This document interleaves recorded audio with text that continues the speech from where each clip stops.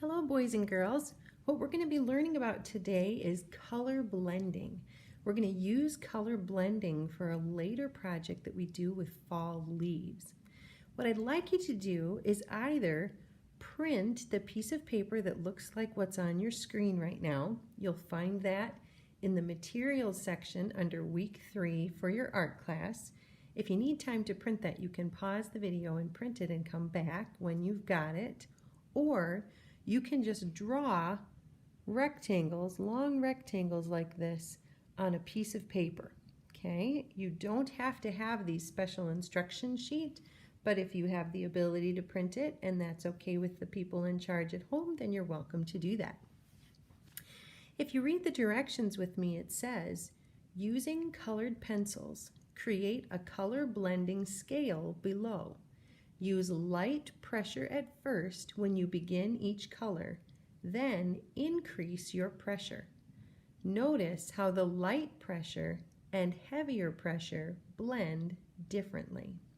So what I'm going to do here, boys and girls, at first is I'm going to start in this section right above where it says yellow, and I'm going to lightly color the end of this color blending scale with my yellow colored pencil. Okay, and as I get a little bit closer to where it says yellow with orange, I'm going to start increasing my pressure, or I'm going to be pushing harder with my colored pencil.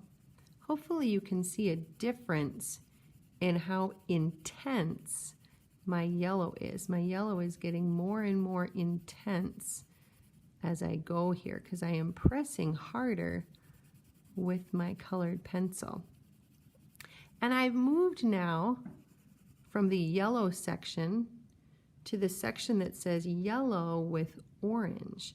So I'm going to get my orange colored pencil now, and I want to do a little bit of blending here to add some orange on top of my yellow. Now you can see really clearly where the orange is going on top of the yellow and where the orange is just going on top of my plain paper. That line right there is the line where my yellow stops and my light orange is just on top of the paper. I'm going to try putting the yellow on top of that light orange and see if that makes a difference. Look at that, boys and girls. So where I tried to put the orange on top of the yellow right here, it's not very dark. You can't see that very well. But where I started with light orange and then put yellow on top of it, you can see the orange even more. That's really good for us to know, because when you're using these color blending tips and tricks for working with leaf drawing, it's going to be nice to know whether you should start with the lighter color or start with the darker color or do a little of each in some places. I'm going to go a little bit darker now with my orange right here. I'm pretty much right on top of just the white paper. Perhaps you can tell that in the video. And I'm not this isn't completely dark with my orange, but I want to see what happens when I put yellow over top of that orange tone. I'm going to do that on the bottom half here. Hopefully you can tell a difference between the color here on the bottom half and the color on the top. It's not very different, but it is a little bit different, at least in person, so hopefully that's coming through on the video as well.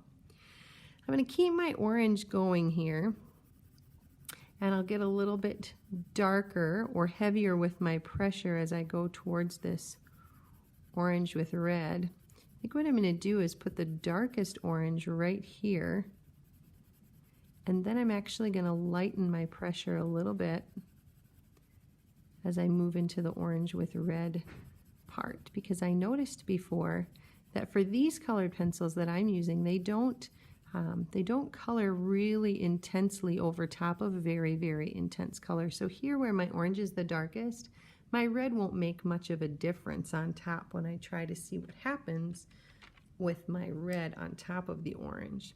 That's what I'm going to do next. I have this red colored pencil now, and I'm going to just color lightly over top. I'm going to go over top of both of those areas, that dark orange area and the lighter orange area that's on the right there. They look kind of similar to each other. even here in person. That red doesn't make as big of a difference on top of the orange as the orange does on top of the yellow, right? We're going to move then towards just plain red here. Ooh, what we should try first is light red with dark orange on top. I'm going to try that.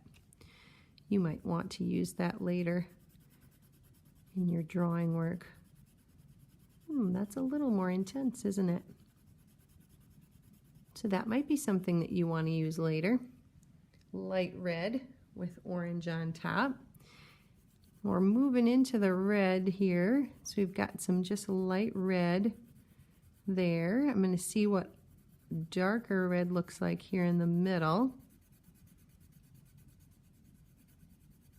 And then I'm going to lighten my red again a little bit to go into that area that says red with brown. Okay, so I'm going to put light red in there at first, and then I want to take a brown colored pencil and go over top of that light red lightly with brown and see what that looks like. Another thing you could try in this red with brown area is you could take your orange and you could put a little bit of orange over top of that red with brown. I'm going to try that on the bottom half here, because that changes the color a little bit, and that's something that you might see in a fall leaf.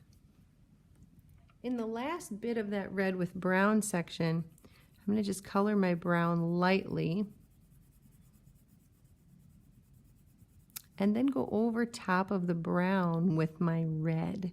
So I did brown over top of red before, and now I want to see what red over top of the brown looks like. Because it might be a little different. Maybe it'd be the same, but it might be a little different. I am coloring pretty hard with my red here, and I'm getting a much richer tone. Do you see the difference between this, the dark red over the brown, and this, the light brown over the lighter red?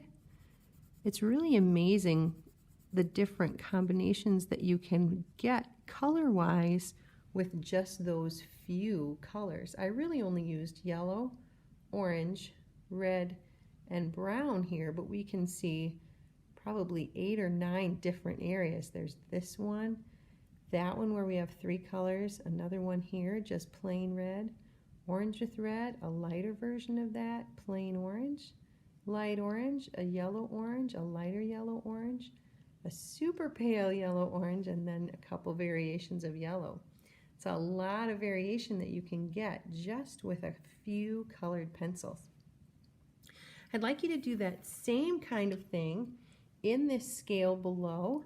This time we're going to use yellow again, then yellow with green, and then green with brown.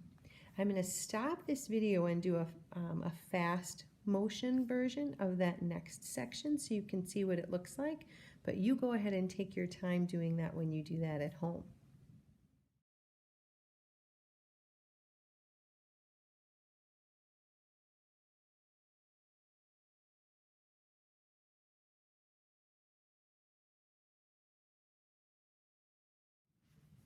Good job, boys and girls.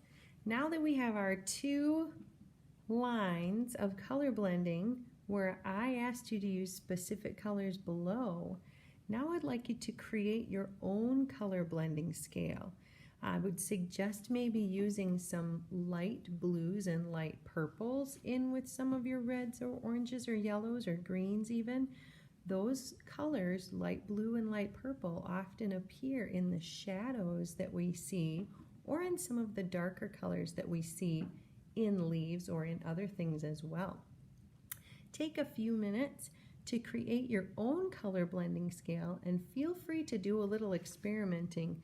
You'll notice I put a little patch of yellow here to see what that would look like over the brown. I put a patch of dark yellow here right over top of the light green and the light brown.